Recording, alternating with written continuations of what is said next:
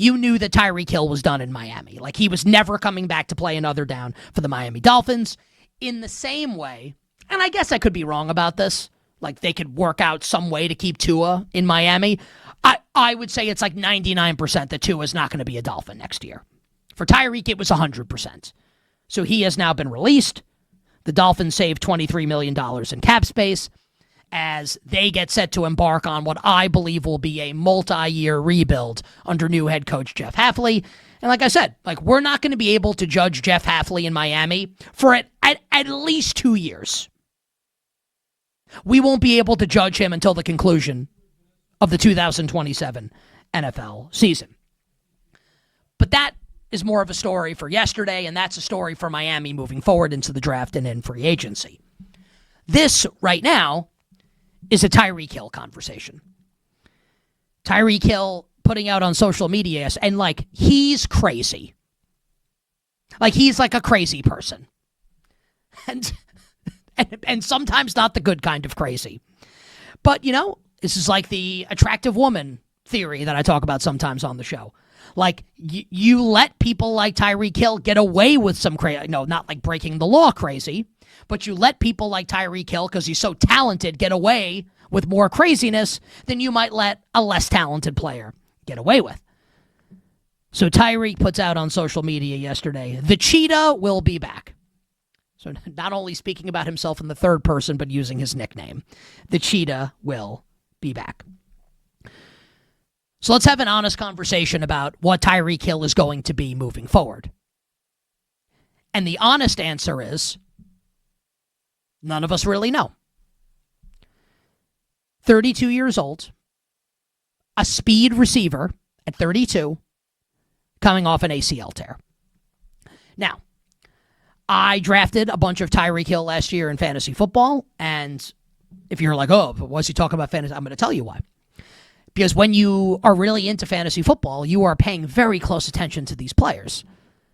And Tyreek is not the receiver that he once was. And it feels like he fell off a little bit, even before the injury last year. If you're watching the games, I think you know that this is true. It doesn't mean he can't play anymore. It just means that he's not like what he was the first couple of years in Miami, and certainly not what he was when he was helping the Chiefs win a championship with Patrick Mahomes. So when I am going to detail some of the teams that I think should consider signing Tyreek Hill, and tell you the one team that I think above all else should and must sign Tyreek Hill, I am not saying that this is Tyreek Hill from 2018. This is not even Tyreek Hill from 2023. It's not that. Maybe it will be, probably not, probably a lesser version of that. So I look at Tyreek Hill now, moving forward, and however long his career is going to be from here, I think he's going to be more of like a number two, like a complimentary receiver. I don't see him as a lock number one anymore.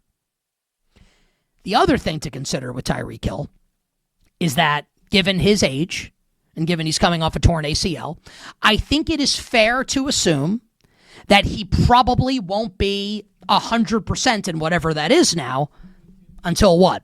Like October? Tore his ACL in week 4 of last year. And like, I'm not saying like he can't play potentially in week 1, but when is he going to be Tyreek Hill again? When's he going to be the Cheetah again? It's going to take some time for him to get to that level, you would think, unless he bucks modern medicine, which is possible. So there are a couple things that you can look at as red flags to say, well, maybe a team shouldn't consider signing Tyreek Hill. My point would be, if you're going to sign him, you don't sign him to be the focal point of your offense. And if he's a complimentary receiver, even if he's 80% of what he once was, 85%, that's still really, really, like we're talking about a guy at his apex who's a first ballot Hall of Fame player. He may go to the Hall of Fame when it's all said and done. We'll see.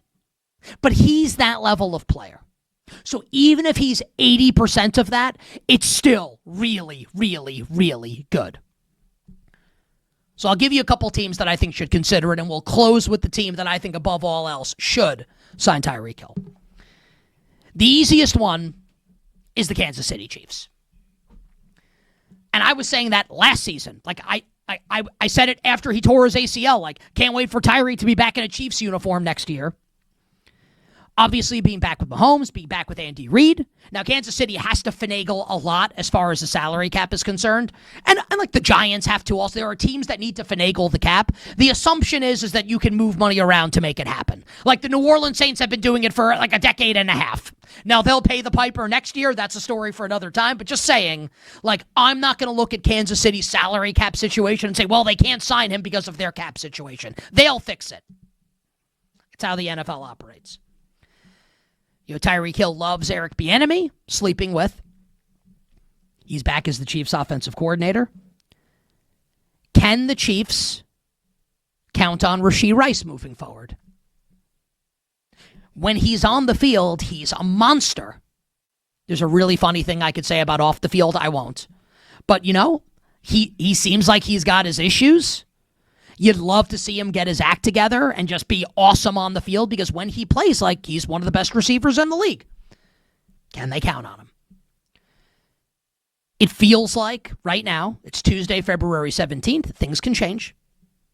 It feels like Travis Kelce is going to come back next season. He's fallen off. And, like, his head absolutely was not where it needed to be last year. Injured Xavier Worthy on, like, one of the first plays of the season. Guys, costly fumbles, costly drops. Like, I basically lost them the Eagles game in week 2. Who knows how differently the season goes if those two plays don't happen in week 1 and week 2? Xavier Worthy's been a disappointment, right? Like, they could use Tyreek. That's an easy one for Kansas City. Tyreek Hill. There's the team that Danny Parkins brought up that closed last hour. And I think it's a really good one. The Los Angeles Chargers. And the Chargers have hired as their offensive coordinator, Tyreek's old head coach in Miami, Mike McDaniel. And we had Mike Silver in San Francisco at Radio Row at the Super Bowl. And I read his book. I have it here on my desk. The Why is Everything. And in that book, it details Mike McDaniel's first couple weeks as Dolphins head coach when, he kind of sees Tua's skill set and sees Tua as a point guard. He goes like, we need to get guys that can break it after the catch. And that's when Miami goes out and gets Tyreek Hill from the Kansas City Chiefs, and they outbid the New York Jets. Like, you don't think Mike McDaniel looks at Tyreek Hill and says, yeah, like, we can do something with him with Justin Herbert as our quarterback? I think the potential holdup, though, for the Chargers and Tyreek Hill is that the Chargers have a couple receivers they drafted last year that I think are pretty good. Trey Harris in the second round, he started to come on towards the end of the year. And KLS, Keandre Lambert-Smith. Now, I am not saying KLS is better than Tyreek Hill. I think it will show a little bit on how the Chargers view those two young receivers if they show interest in Tyreek Hill. But just imagine for a second, right? This offense coordinated by Mike McDaniel with Alt healthy, with Slater healthy, with Herbert as the trigger man. Forget about Keenan Allen for a second. Ladd McConkey, Quentin Johnston, Tyreek Hill, Arondé Gadsden, Trey Harris, KLS, Omari and Hampton. Pretty good. The Chargers are a potential fit. You bet on this Tuesday. Nick Kostos here with you on Westwood One Sports. Who do you think should sign Tyreek Hill? YouTube.com/@thekostos. Let us know in the chats. Tweet me at thekostos, TheKostos. 310-840-4910 is the number. Couple others. How about my favorite team? The New York Football Giants. Malik Neighbors tore his ACL early in the season for Big Blue. He'll be back next year. The Giants desperately need some help, some weaponry around Jackson Dart. I think Tyreek Hill could fit the bill. Now, they are kind of in the Chiefs, like under the Chiefs umbrella, where they need to move some stuff around with the salary cap as well.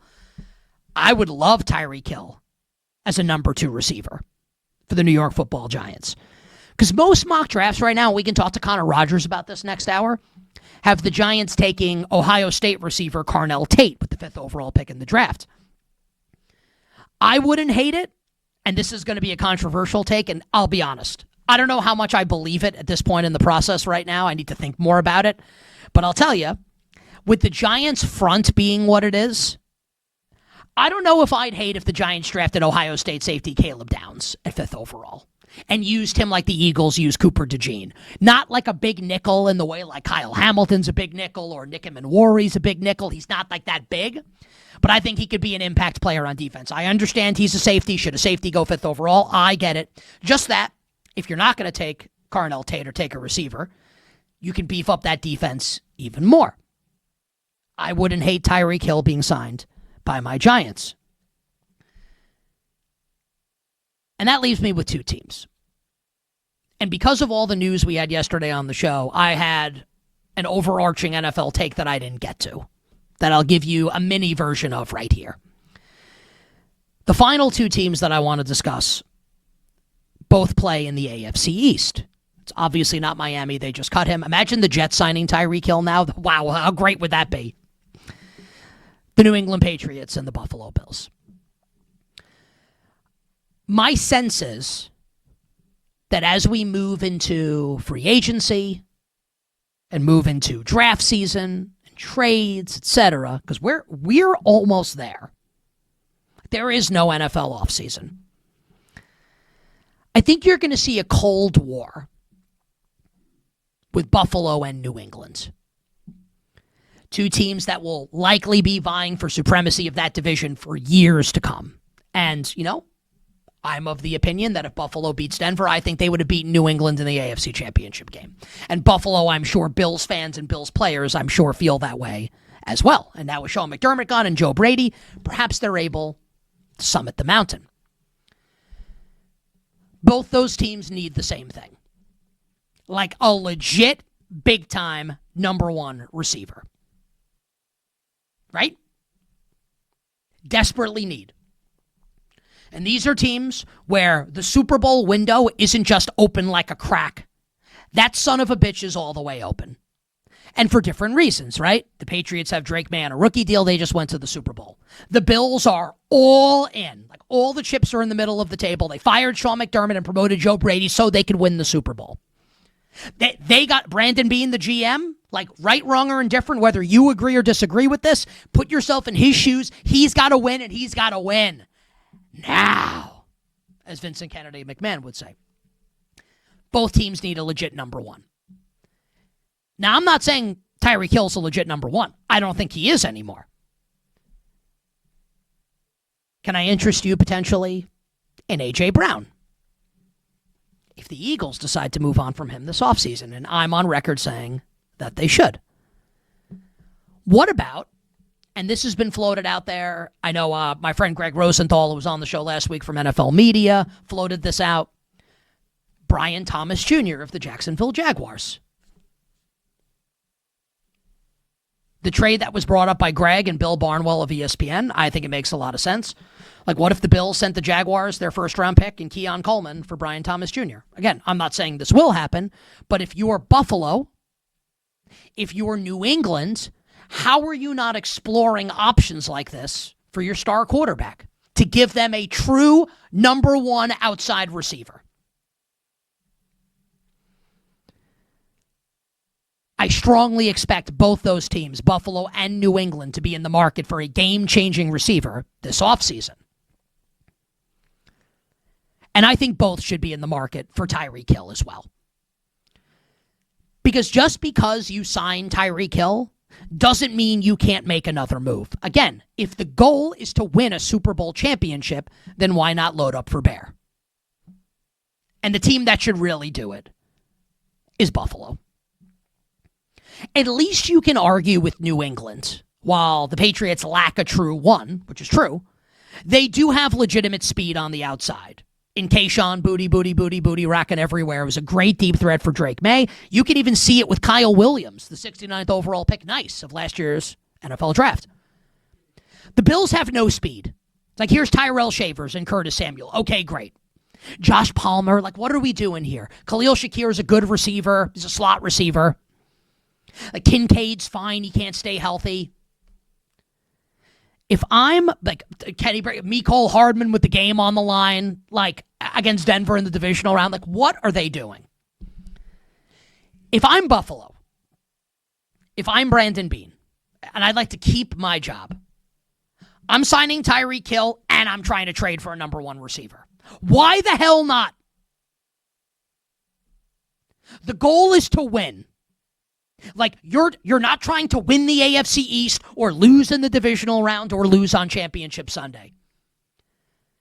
Even if Tyreek Hill is a gamble and he's not a sure thing the way like A.J. Brown's a sure thing, and I think he is a more than worthy roll of the dice for Joe Brady, Brandon Beane, and the Buffalo Bills.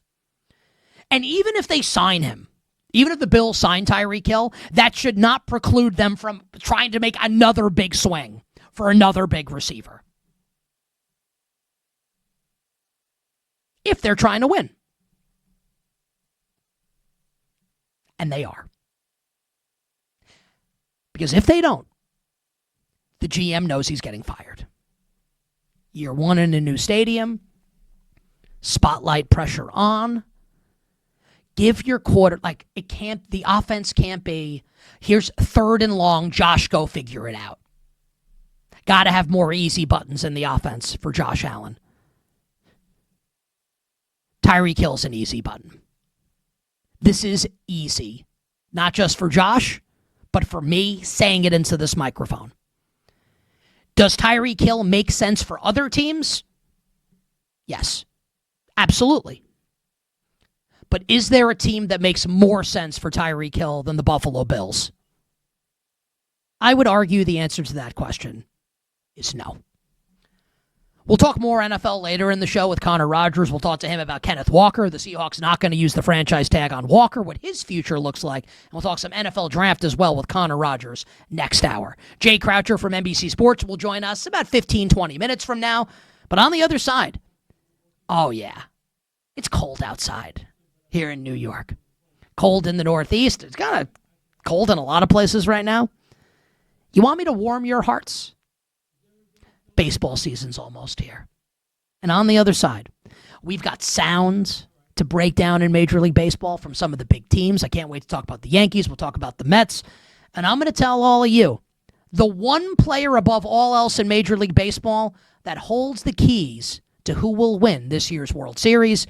Baseball talk coming up on the show on the other side. 310-840-4910, youtube.com/@the Kostos. You better you bet on Westwood One Sports rolls on right after this.